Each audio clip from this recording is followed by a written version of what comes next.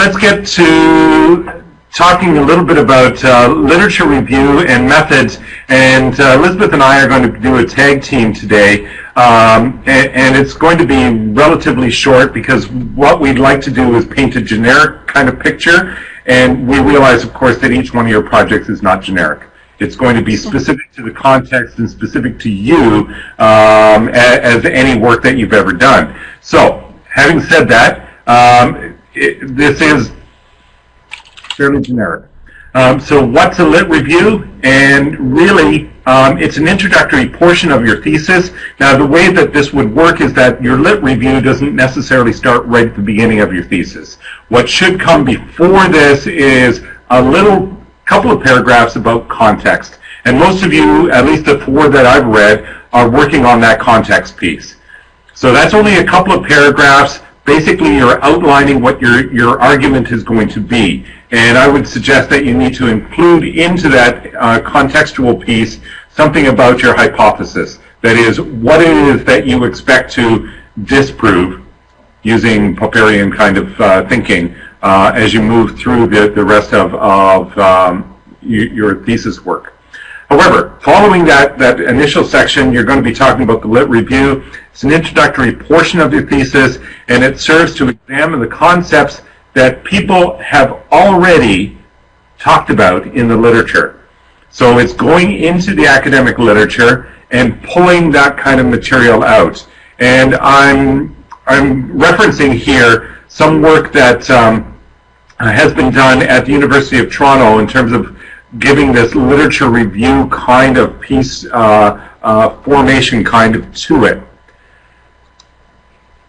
And in the Elements of Proposal document that you have available to you in Blackboard, there is a comment, quote from Wiersma, that talks about the review of literature provides a background and a context for the research problem. It establishes the need for the research and indicates that the writer is knowledgeable about the area itself. So that essentially is what's going to happen in terms of the actual review itself. However, if you read in the literature, the review of the literature in that document, the Elements of Proposal, it talks very specifically about what the literature is, or the lit review is, and what it is not. And I'm going to talk a little bit about that from the perspective that a literature review, well done, is not a listing of this document says this document says this document says this, and once I've done all of that, then I've done all the instances of what the literature says, and I'm done. No, the literature review is more a synthesis. So what is the literature as a whole talking about? And that's not only the pieces that are disputing your hypothesis, but it's also the pieces that are supporting your hypothesis. So in other words, you need to talk about both sides of the coin. The ones that are in agreement with what you're talking about, and the ones that are in disagreement with what you're talking about. And you have to synthesize those all together. In other words, look for themes that are dealt with in the literature itself. Pull out those themes, and it's the themes that then become the topic of your paragraphs. Right? So a paragraph should have one main point to it, and it's that point that is going to come out as a theme in the literature itself, and that's what you're going to be dealing with in terms of the actual writing.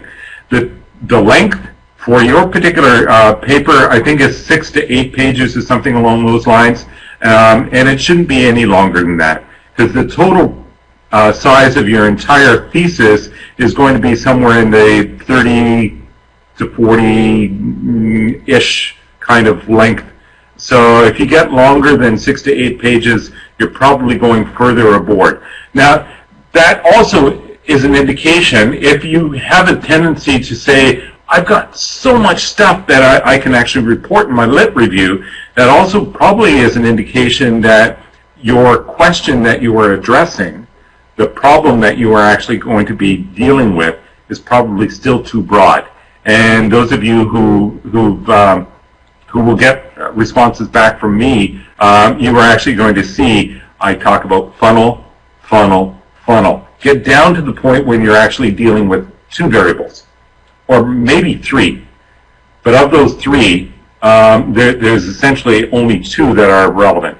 That is, one that you're going to manipulate in an empirical study, and one that you're going to be seeing as the result of the manipulations that you're making in the other one. So I'm talking about the independent variable and the dependent variable.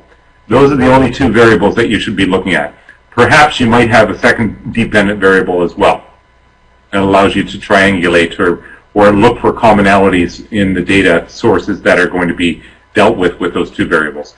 But in reality, you've only got the two that you should be dealing with. That is, you're going to be looking at secondary sources for your data rather than actually looking at your data as coming from individuals that you're going to be interviewing, etc. So all of that kind of stuff is relevant in the same way, but you're still going to be looking for two variables. It's just going to be coming from the literature itself, and so you'll actually have to filter a lot of the other stuff.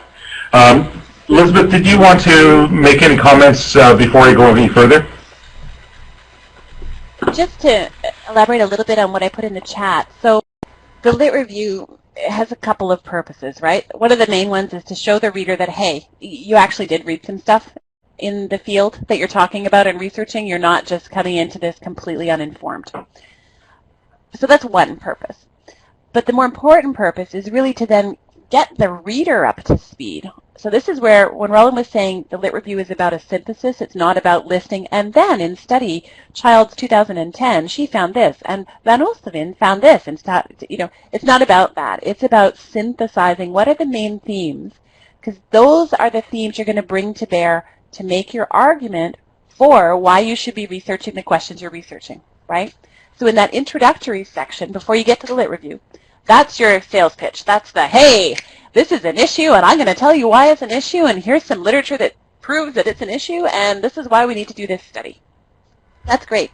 Then in the Lit Review is, okay, now really, let's pull back the covers, and I'm going to get into this literature, and I'm going to show you the sense that I've made of the literature I've read around these topics.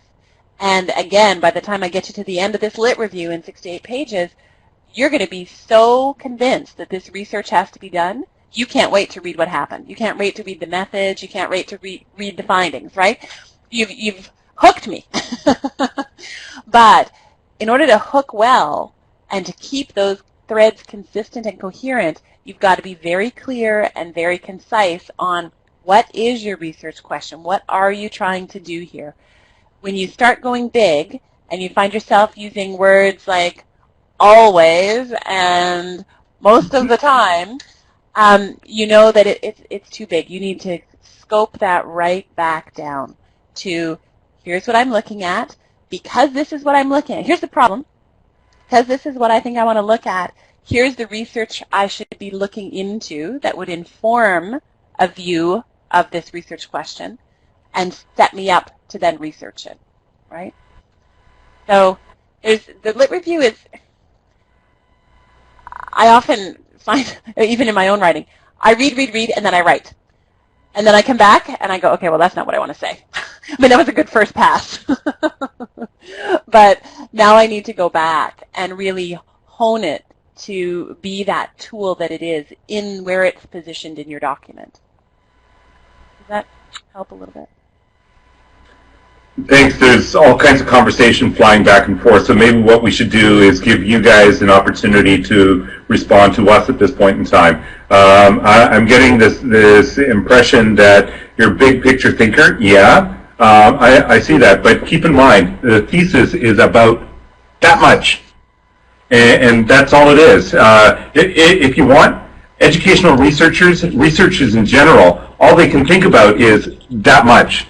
So you end up with, in my particular case, a PhD in education. That means that I know a whole lot about that.